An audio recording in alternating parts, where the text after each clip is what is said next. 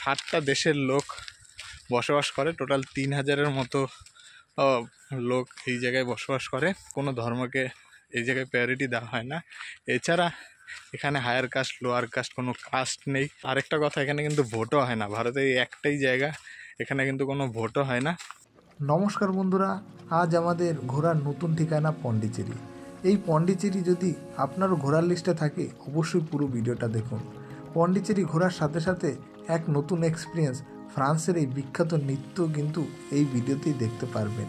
তো দেখতে থাকুন পুরো ভিডিওটা, আশা করি আপনাদের ভিডিওটা ভালো লাগবে।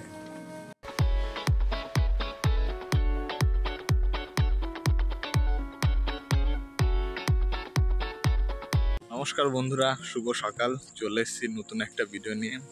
আজ যাচ্ছি ভারতবর্ষের ইউনিয়ন টেরিটরি পন্ডিচেরিতে। তো পন্ডিচেরিতে যাওয়ার জন্য এখন আমরা আছি চেন্নাইতে। চেন্নাই থেকে সবচেয়ে ইজি ওয়ে হচ্ছে একটা মেমো ট্রেন যায় চেন্নাই ইগমোর থেকে।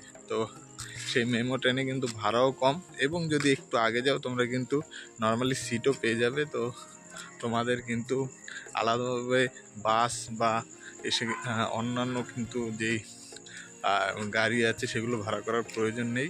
তো এখান থেকে মাত্র 30 বা 45 টাকার মধ্যেই কিন্তু তোমাদের টিকিট ভাড়া হয়ে যাবে। তো সেই মেমো ট্রেনে আমরা যাব। মেমো ট্রেনটা ছাড় হচ্ছে চেন্নাই ইগমোর থেকে 6:30-এর দিকে। সকাল সকাল আসলে কিন্তু পন্ডিচেরিতে যাওয়ার জন্য ট্রেন এরকম ফাঁকা পাওয়া যাবে। সেটা ঠিক সময় মতো চেন্নাই ইগমোর স্টেশন থেকে পন্ডিচেরির উদ্দেশ্যে রওনা দিল আমাদের ট্রেন। প্রতিটা ট্রেন জার্নির মতো শহর, গ্রাম এবং তারপর সবুজ দিগন্ত পেরিয়ে আমাদের ট্রেন আবারও পৌঁছে দিল আমাদের গন্তব্য পন্ডিচেরি।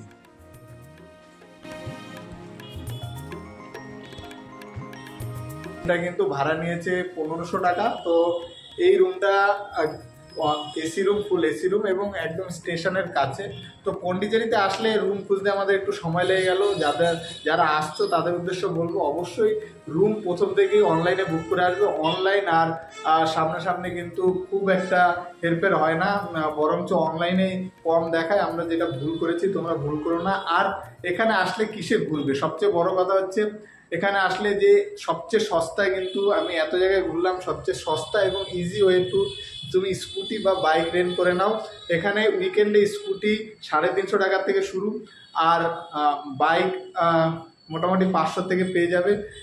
যাই হোক, উইকেন্ড ছাড়া যদি এমনি সময় আসো তাহলে কিন্তু 300 টাকা স্কুটি পেয়ে যাবে। এছাড়া সবচেয়ে বড় ব্যাপার যেটা হচ্ছে, স্কুটি পেতে গেলে কিন্তু কোনো রকম ঝামেলার কোনো কিছু নেই। নর্মাল তুমি জাস্ট 350 টাকা পেড করো এবং স্কুটি নিয়ে চলে আসো। একটা ফর্ম দেয়, ফিল আপ করে স্কুটি নিয়ে চলে আসো। কোনো রকম ফটো বা ড্রাইভিং লাইসেন্স কিচ্ছু দেখতে চায় না। অন্যান্য জায়গায় যেমন ড্রাইভিং লাইসেন্স, ফটো, অনেক ডকুমেন্টসের প্রয়োজন হয়, এখানে কোনো ডকুমেন্টসের প্রয়োজন হয় না। ডাইরেক্ট তুমি 2 দিন, 3 দিন, 4 দিন, 1 দিন, যে যত তোমার মিনিমাম 2 ঘন্টার জন্য চাইলে ওরা স্কুটি দিয়ে দেবে।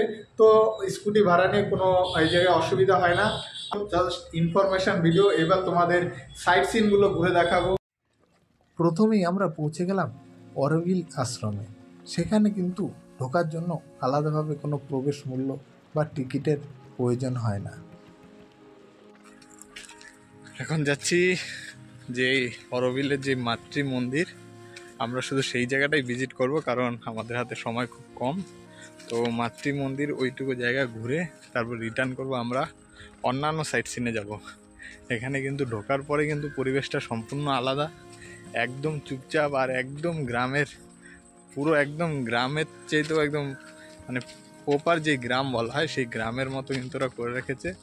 আর এখানে কিন্তু 60টা দেশের লোক বসবাস করে। টোটাল 3000-এর মতো লোক এই জায়গায় বসবাস করে। আর এখানে কিন্তু কোনো রকম কোনো রিলিজিয়ান নেই, অর্থাৎ কোনো ধর্মের লোক নেই এই গ্রামের। এটাই নিয়ম, কোনো ধর্মের কোনো আলাদাভাবে কোনো ধর্মকে এই জায়গায় প্রায়োরিটি দেওয়া হয় না। এছাড়া এখানে হায়ার কাস্ট লোয়ার কাস্ট কোনো কাস্ট নেই, এবং কোনো পুজো দেওয়া হয় না। এখানে শুধু সকালবেলা যোগা করা হয় এবং এই পরিবেশ রক্ষা সম্পর্কিত জ্ঞান এখানে দেওয়া হয়। তো আর আরেকটা কথা, এখানে কিন্তু ভোটও হয় না। ভারতে এই একটাই জায়গা এখানে কিন্তু কোনো ভোটও হয় না। তো ঋষি অরবিন্দ বাঙালি, আর প্রচেষ্টাই এটা হয়েছে। তো দেখাবো সামনে আরও কিছু।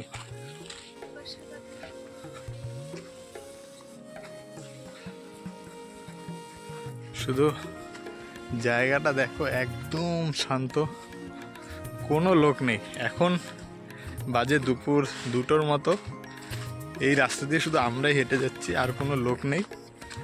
তো কিন্তু ভয় পাওয়ার কোনো কারণ নেই, পুরো জায়গাটাই কিন্তু সেফ। দেখতে পাচ্ছ গ্রামের রাস্তা দিয়ে হেঁটে যাচ্ছি, একদম কাঁচা মাটি, যেটা একদম গ্রামের জন্য প্রপার। আর সাইডে সাইডে কিন্তু অনেক পরিবেশ সম্পর্কিত তোমাদের জ্ঞান দেওয়া আছে যে পরিবেশকে কী করে রক্ষা করবে। আর এখানে শুধু পাখির আওয়াজ ছাড়া, উপরটা একটু দেখো, পাখির আওয়াজ ছাড়া আর সেরকম কিছুই পাবে না এই পুরো এলাকাটাতে। এত সুন্দর একটা পরিবেশ, তাও সেরকম চেন্নাইয়ের মতো এত হট এরিয়াতে এই জায়গায় কিন্তু সেরকম গরমও লাগছে না, কারণ গ্রিনারি অনেক বেশি। তো কি করে একটা বাঙালি আমাদের কলকাতা থেকে এসে এখানে এত সুন্দর একটা জিনিস তৈরি করলো, এবং 7টা দেশের লোক মিলেমিশে একসাথে এই জায়গায় আছে, এটাই হচ্ছে সবচেয়ে বড় ব্যাপার। ইকুয়ালিটির একটা খুব বড় সিম্বল কিন্তু এই অরোভিল গ্রাম। তো এখানে কেউ যদি চেন্নাই আসো, চেন্নাই থেকে খুব কাছে, মাত্র 250 কিলোমিটার দূরে এটা, অবশ্যই এখানে আসবে। আশা করি তোমাদেরও ভালো লাগবে, এবং তোমাদের পরিবেশ এবং সামাজিক সম্পর্কিত অনেক শিক্ষাও কিন্তু এই গ্রাম থেকে তোমরা পাবে। তো দেখাবো এবার মাতৃ মন্দির, যেটা কিন্তু যখন এই মাতৃমন্দির প্রতিষ্ঠিত হয়েছিল তখন কিন্তু 124টা দেশের লোক কিন্তু অংশগ্রহণ করেছিল, যার মধ্যে ম্যাক্সিমাম বেশি কিন্তু তাদের দেশের লোক, তাদের দেশের মাটি নিয়েছিল। মাটি নিয়ে এই মাতৃ মন্দিরটা তৈরি করেছিল, সেই বিখ্যাত মাতৃ মন্দির, যেটা দেখতে শুধু আমরাই আসি না, আমরাই কম আসি, কিন্তু এই এলাকায় আসলে বুঝতে পারবে ফরেনার, বিদেশ থেকে প্রচুর লোক আসে, তারা কিন্তু দেখতে আসে। তো সেই ইকুয়ালিটির সিম্বল হিসেবে মাতৃ মন্দিরটা তোমাদের এখন দেখাবো। এত গরম পড়েছে, এখানে শশা নিয়ে নিলাম। তো শশা খেতে খেতে এখন যাবো। দেখো এরকম সুন্দর, একটু বাদে বাদে রাস্তাগুলো সুন্দর করা আছে, তো এই রাস্তা দিয়েই যাবো রাস্তা ধরে। আর আমরা হয়তো অন্য রাস্তা দিয়ে এসেছি, হাঁটা পথ দিয়ে এসেছি, যদি গাড়ি নিয়ে আসতাম ওই সাইডে আরেকটু গাড়ি নিয়ে হয়তো গেলেও যেতে পারতাম। যাই হোক, চলো সামনে তোমাদের কাছে।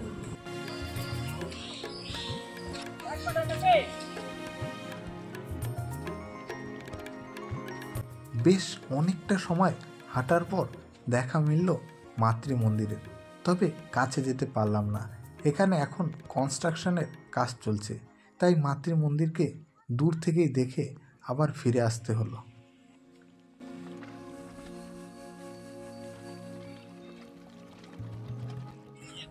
তো দেখালাম মন্দির, আর সাথে আর হাঁটার এখন উপায় নেই, কারণ টাইম অনেক শর্ট। মাতৃ মন্দিরটা যেতে যেতেই কিন্তু 1 ঘন্টার মতো লেগে গেল যেতে আসতেই। তো আর আজকে প্রচণ্ড গরমও আছে, ওই জায়গায় পুরো কনস্ট্রাকশনের কাজ চলছে, তাই মাতৃ মন্দিরের ভেতরে কিন্তু ঢুকতে দিচ্ছে না। যা একটা বিশাল বড় কাজ চলছে দেখা যাচ্ছে, হয়তো আরও নেক্সট 2-3 বছরের মধ্যে হয়তো ঢুকতে পারবে না, তবে দূর থেকে দেখতে পারবে। এবং এছাড়া এই অরোভিল গ্রামের আশেপাশে চারিদিকটা ঘুরেও দেখতে পারবো, শুধু মাতৃ যে মন্দির আছে সেটার ভেতরে দেখা যাবে না। তো এখন এই জায়গার থেকে চলে যাব হোয়াইট হাউস, বা যেটা আমরা পন্ডিচেরির ফেমাস ফ্রান্স কলোনি যেটা বলে থাকি, সেটাই যাব। তো দেখো, আবার আমরা সামনে স্কুটি পার্ক করে দিয়েছিলাম, স্কুটির জায়গায় প্রায় চলে এসেছি, সেখান থেকে স্কুটি নিয়ে আবার চলে যাব হোয়াইট হাউস অথবা ফ্রান্স কলোনির দিকে। তো দেখতে থাকো, এর পরের ডেস্টিনেশন হোয়াইট হাউস বা ফ্রান্স কলোনি।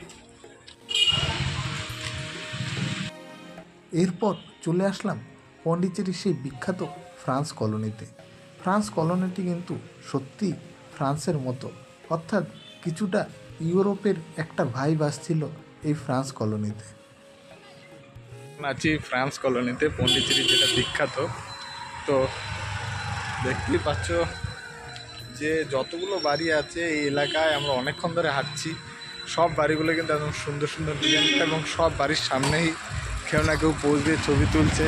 প্রচুর টুরিস্ট আছে এখানে, দেখতেও অনেক সুন্দর লাগছে বাড়িগুলো। তো তোমাদের কিছু ভিডিও ক্লিপ দেখাই। পন্ডিচেরির এই হোয়াইট হাউসের পাশেই কিন্তু এটা, অর্থাৎ এই যেটা ফ্রান্স কলোনি সেটা কিন্তু একদম বিচের পাশেই। তো দেখো তোমাদের কিছু ফুটেজ দেখাই।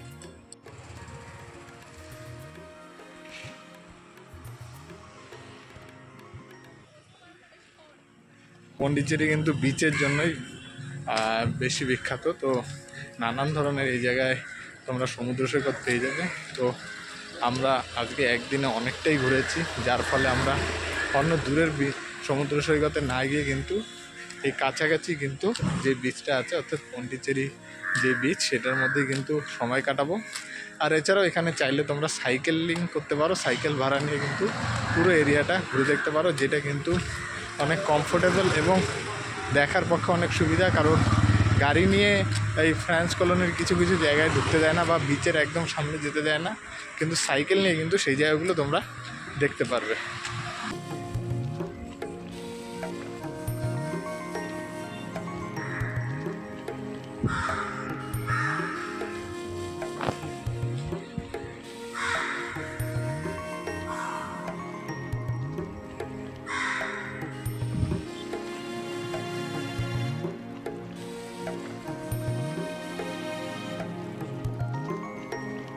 বসে আছি পন্ডিচেরি বিচে। তো ঢেউয়ের আওয়াজ শুনে অবশ্যই আশা করি তোমরা বুঝতে পারছো। সারাদিন হাঁটাহাঁটি বা এদিক ওদিক ঘোরাঘুরি করার পর এখন একটু ক্লান্ত, তাই একটু বসে বিশ্রাম নিচ্ছি।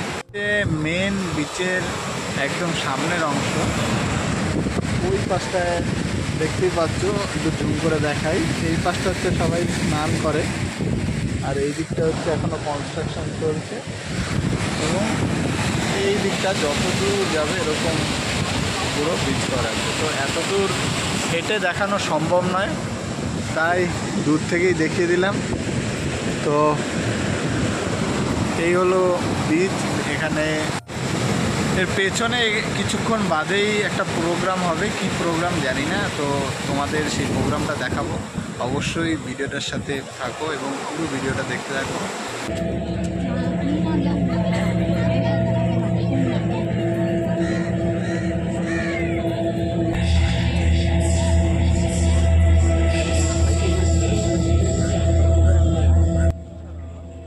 পন্ডিচেরি বিচের কাছেই কিন্তু হচ্ছিল এই ফ্রান্সের প্রোগ্রাম। এরা মূলত ফ্রান্স থেকে এসেছিল এই প্রোগ্রাম করতে, এবং প্রচুর সংখ্যক বিদেশি লোক কিন্তু এই প্রোগ্রাম দেখার জন্য বসেছিল। ফ্রান্সের লোকেদের এই প্রোগ্রামটা খুব বেশি মাথায় না ঢুকলেও কিন্তু তার যে মিউজিকটা সেটা কিন্তু বেশ ভয়ানক ছিল, এবং এদের নৃত্যটাও কিন্তু আমাদের কাছে বেশ ভয়ানক লাগছিল।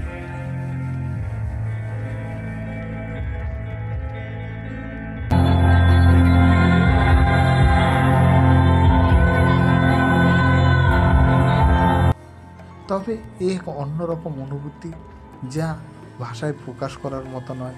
আর হয়তো কোনো দিনও পন্ডিচেরিও যাব না, আর হয়তো কোনো দিনও এই ফ্রান্সের প্রোগ্রাম দেখার কোনো রকম চান্সও পাবো না।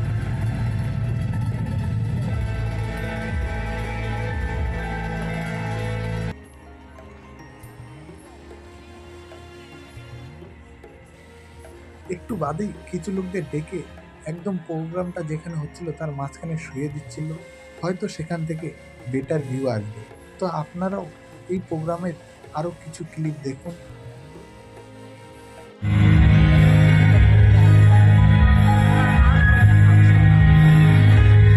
এই প্রোগ্রাম শেষ হতে না হতেই ভারতীয় জিমন্যাস্টিকের কিছু ছেলেরা আরেকটা প্রোগ্রাম শুরু করে দিচ্ছিল, যেটা দেখতে দেখতেই আমাদের রাত হয়ে গেছিল, এবং পন্ডিচেরিতে এভাবেই আমাদের একটা দিন কেটে গেছিল।